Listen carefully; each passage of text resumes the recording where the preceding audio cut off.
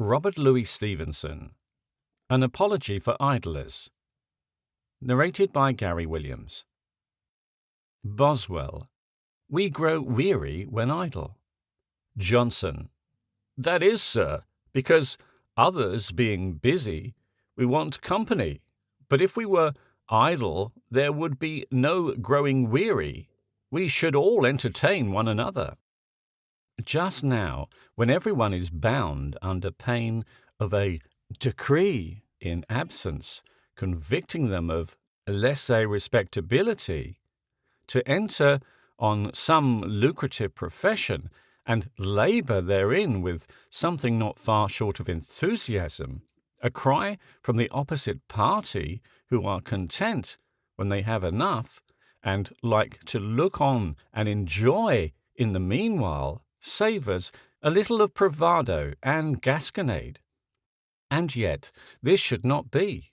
Idleness so called, which does not consist in doing nothing, but in doing a great deal not recognized in the dogmatic formularies of the ruling class, has as good a right to state its position as industry itself. It is admitted that the presence of people who refuse to enter in the great handicap race for sixpenny pieces is at once an insult and a disenchantment for those who do. A fine fellow, as we see so many, takes his determination, votes for the sixpences, and in the emphatic Americanisms, it goes for them. And while such one is ploughing distressfully up the road, it is not hard to understand his resentment when he perceives tall persons in the meadows by the wayside, lying with a handkerchief over their ears and a glass at their elbow. Alexander is touched in a very delicate place by the disregard of Diogenes. Where was the glory of having taken Rome for these tumultuous barbarians, who poured into the Senate House and found the fathers sitting silent and unmoved by their success? It is a sore thing to have laboured along and scaled these arduous hilltops, and when all is done, find humanity indifferent to your achievement.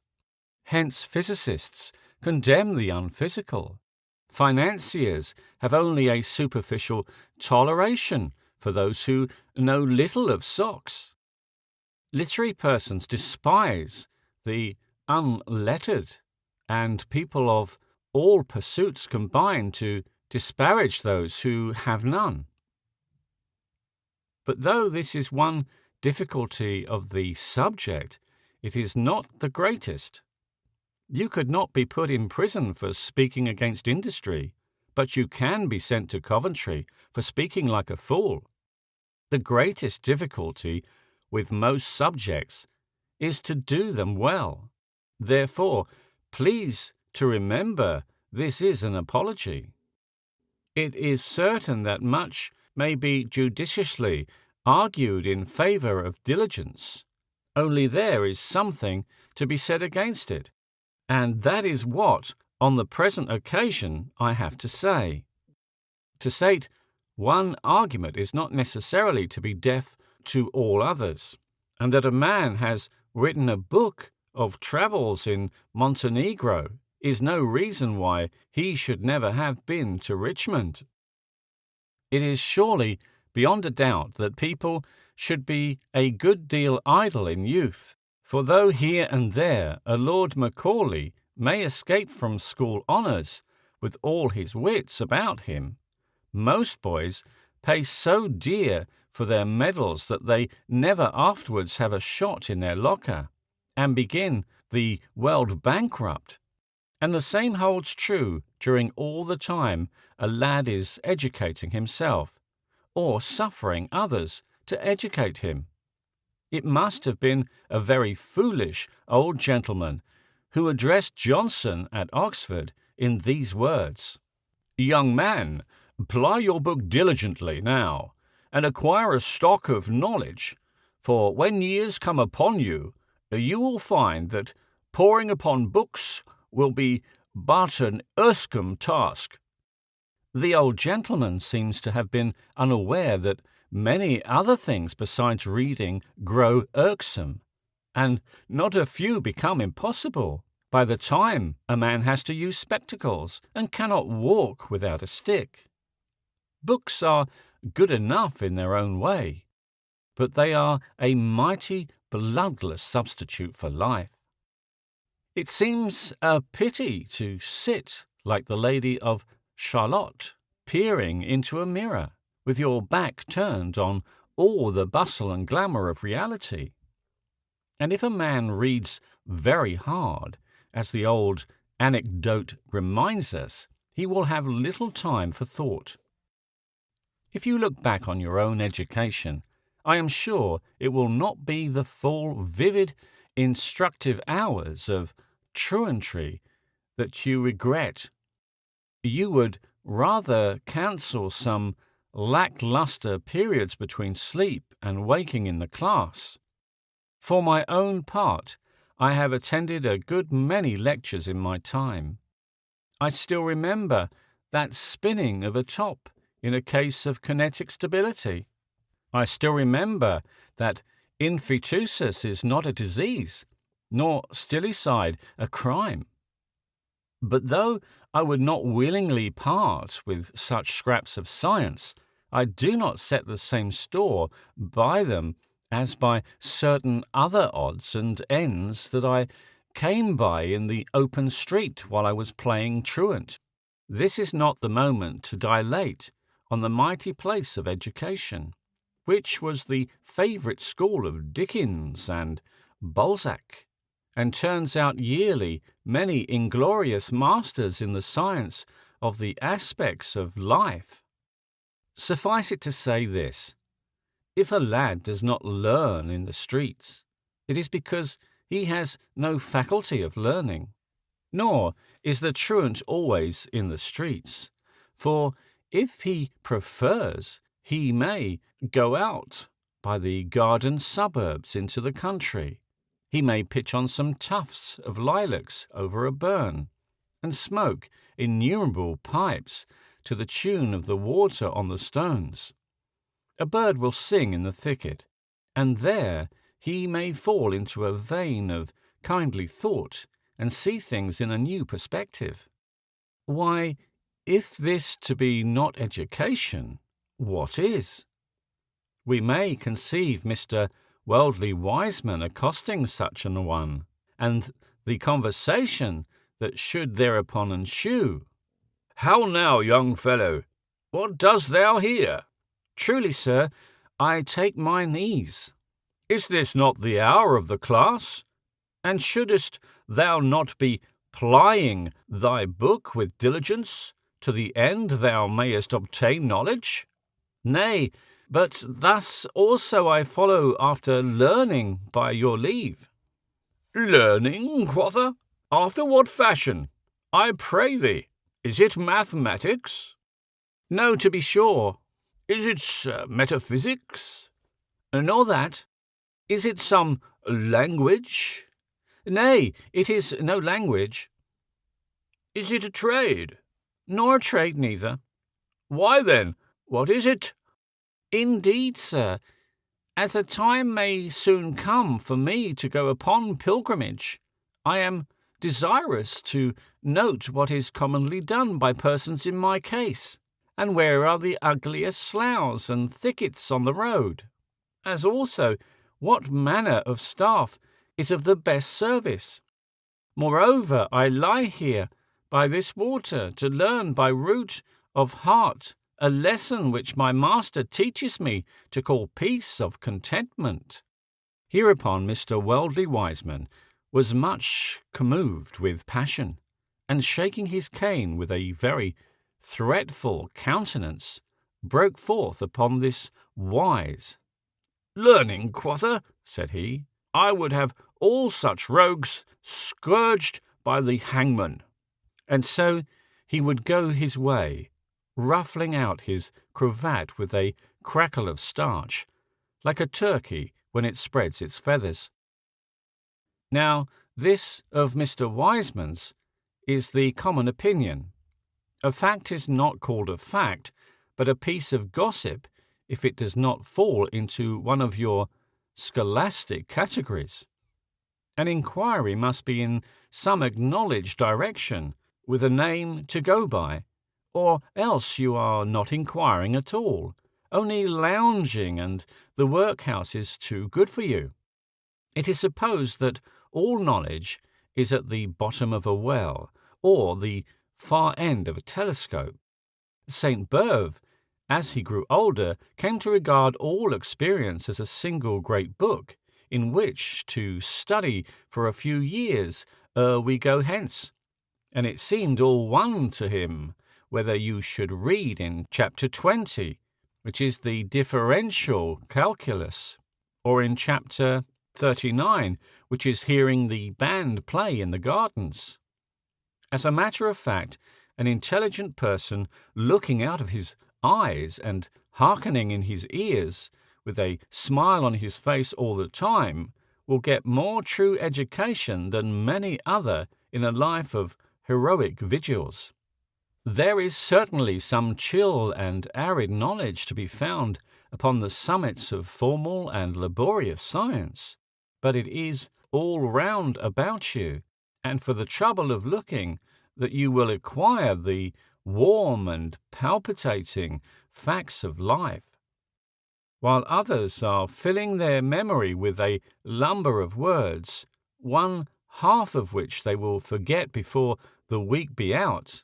Your truant may learn some really useful art, to play the fiddle, to know a good cigar, or to speak with ease and opportunity to all varieties of men. Many who have plied their book diligently and know all about some one branch or another of accepted law come out of the study with an ancient and owl-like demeanour, and prove dry, stockish, and dyspeptic in all the better and brighter parts of life. Many make a large fortune, who remain underbred and pathetically stupid to the last.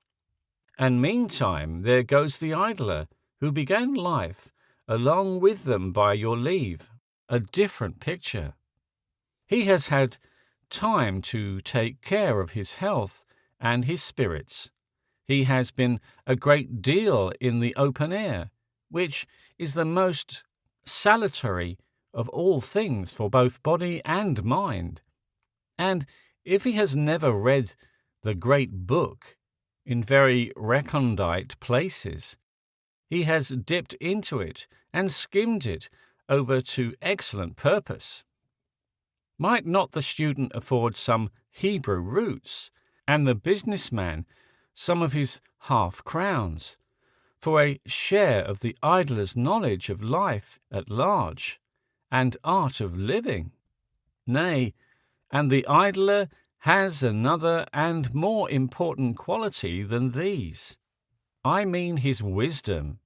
He who has much looked on at the childish satisfaction of other people in their hobbies will regard his own with only a very ironical indulgence.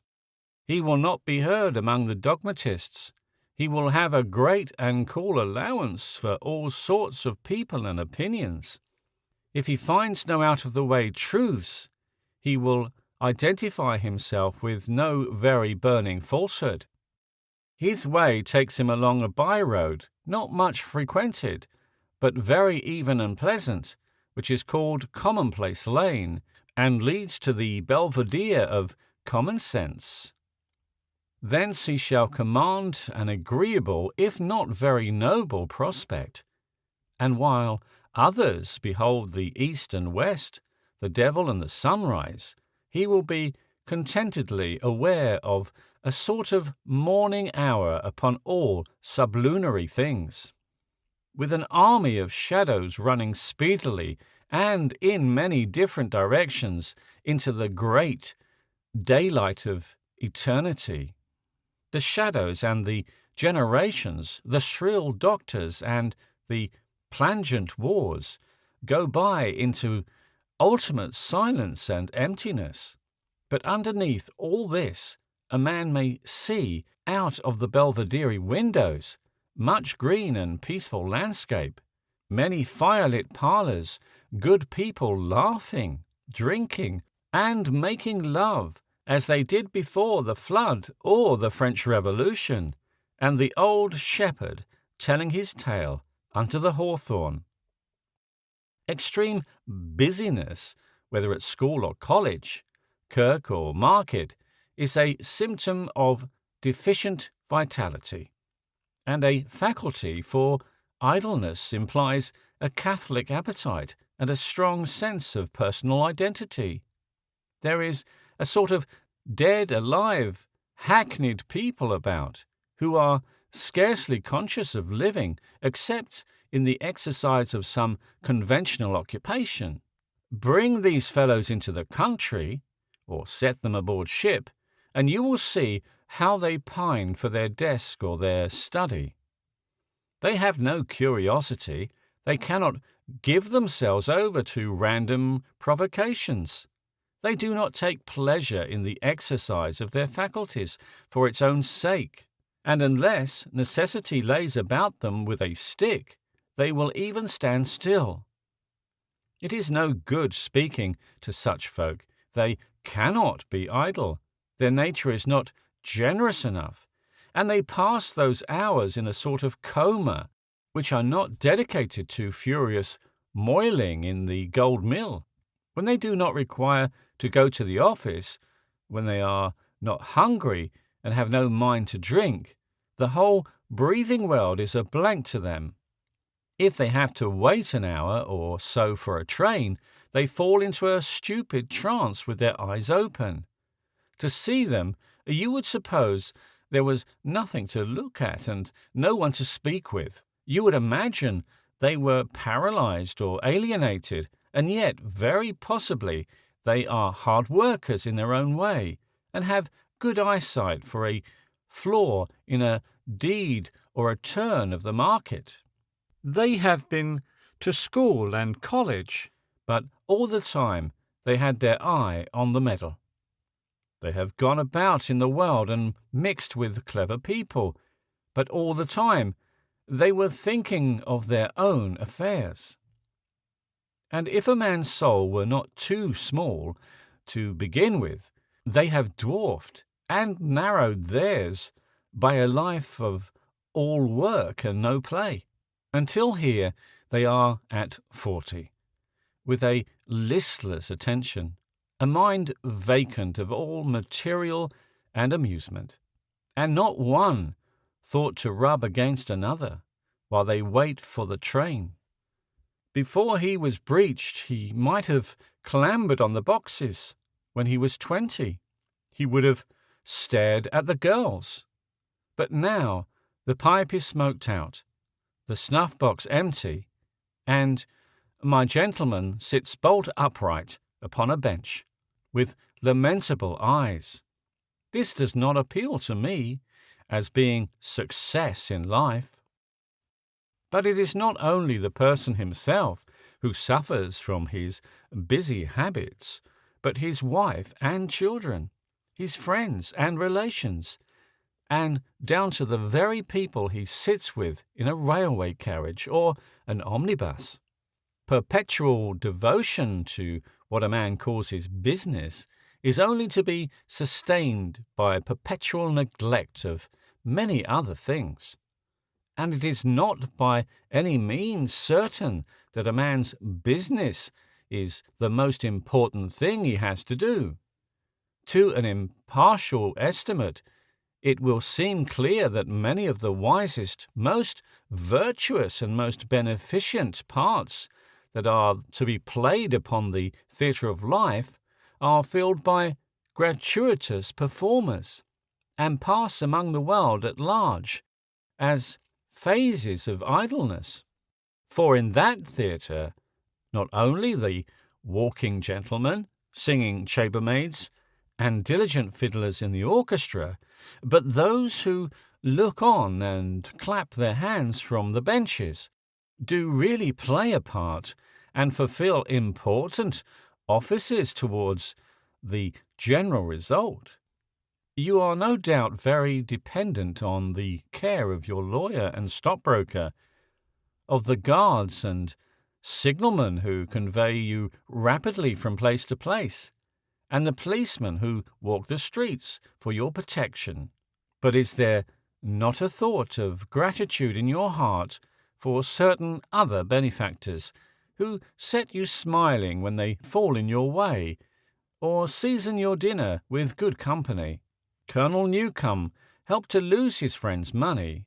Fred Bayham had an ugly trick of borrowing shirts, and yet they were better people to fall among than Mr. Barnes. And though Falstaff was neither sober nor very honest, I think I could name one or two long-faced Barabbases whom the world could better have done without. Hazlitt mentions that he was more sensible of obligation to Northcote, who had never done him anything he could call a service, than to his whole circle of ostentatious friends, for he thought a good companion emphatically the greatest benefactor. I know there are people in the world who cannot feel grateful unless the favour has been done them at the cost of pain and difficulty, but this is a churlish disposition. A man may send you 6 sheets of letter paper covered with the most entertaining gossip, or you may pass half an hour pleasantly, perhaps profitably, over an article of his. Do you think the service would be greater if he had made the manuscript in his heart's blood, like a compact with the devil?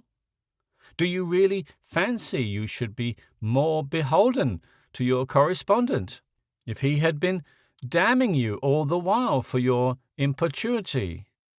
Pleasures are more beneficial than duties because, like the quality of mercy, they are not strained, and they are twice blessed.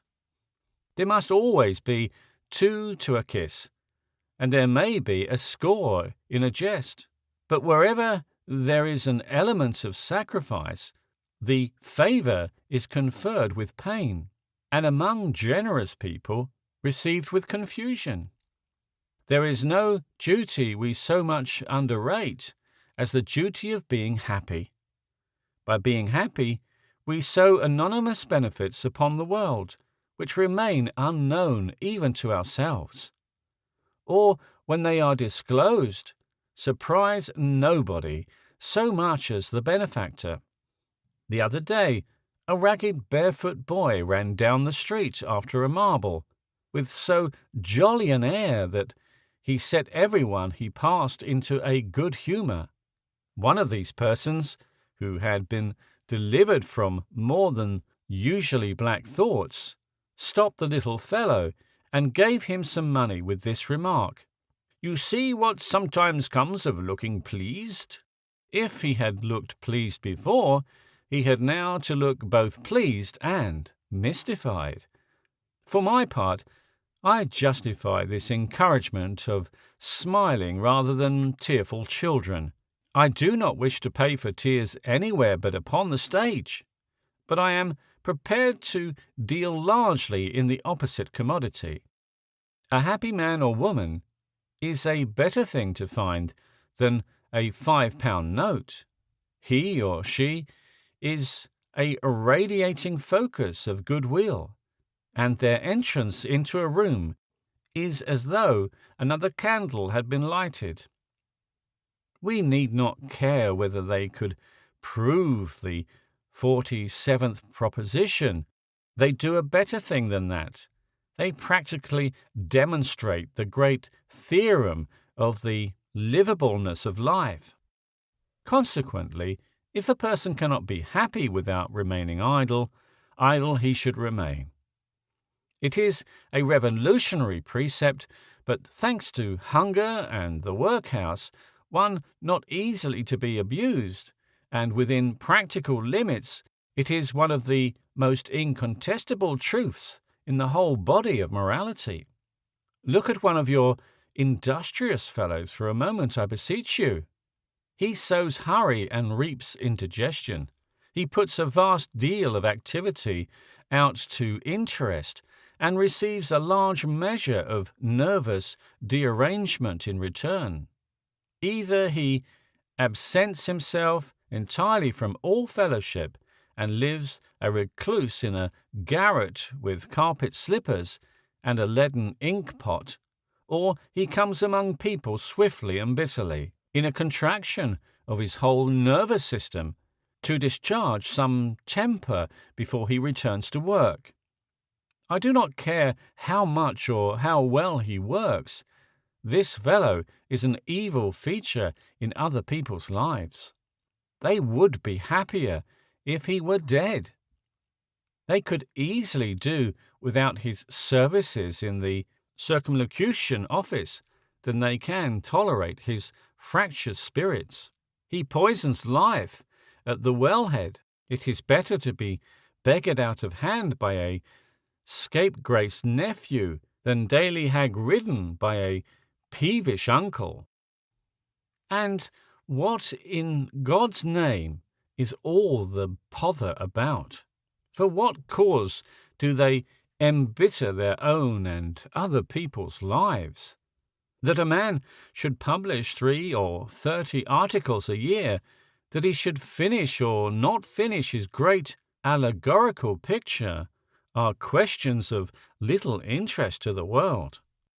The ranks of life are full, and although 1,000 fall, there are always some to go into the breach.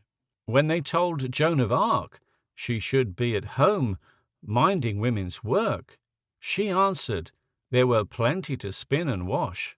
And so, even with your own rare gifts, when nature is so careless of the single life, why should we coddle ourselves into the fancy that our own is of exceptional importance? Suppose Shakespeare had been knocked on the head some dark night in Sir Thomas Lucy's preserves. The world would have waged on better or worse, the pitcher gone to the well, the scythe to the corn, and the student to his book, and no one been any the wiser of the loss. There are not many works extant, if you look the alternative all over, which are worth the price of a pound of tobacco to a man of limited means. This is a sobering reflection for the proudest of our earthly vanities. Even a tobacconist may, upon consideration, find no great cause for personal vainglory in the phrase, for although tobacco is an admirable sedative, the qualities necessary for retailing it are neither rare nor precious in themselves. Alas and alas, you may take it how you will, but the services of no single individual are indispensable. Atlas was just a gentleman with a protracted nightmare, and yet you see merchants who go and labour themselves into a great fortune and thence into the bankruptcy court, scribblers who keep scribbling at little articles until their temper is a cross to all who come about them, as though Pharaoh should set the Israelites to make a pin instead of a pyramid, and fine young men who work themselves into a decline and are driven off in a hearse with white plumes upon it. Would you not suppose these persons had been whispered by the master of ceremonies to promise of some momentous destiny, and that this lukewarm bullet on which they play their farces was the bull's-eye and centre-point of all the universe? And yet it is not so. The ends for which they give away their priceless youth, for all they know, may be chimerical or hurtful. The glory and riches they expect may never come, or may find them indifferent, and they and the world they inhabit are so inconsiderable that the mind freezes at the thought.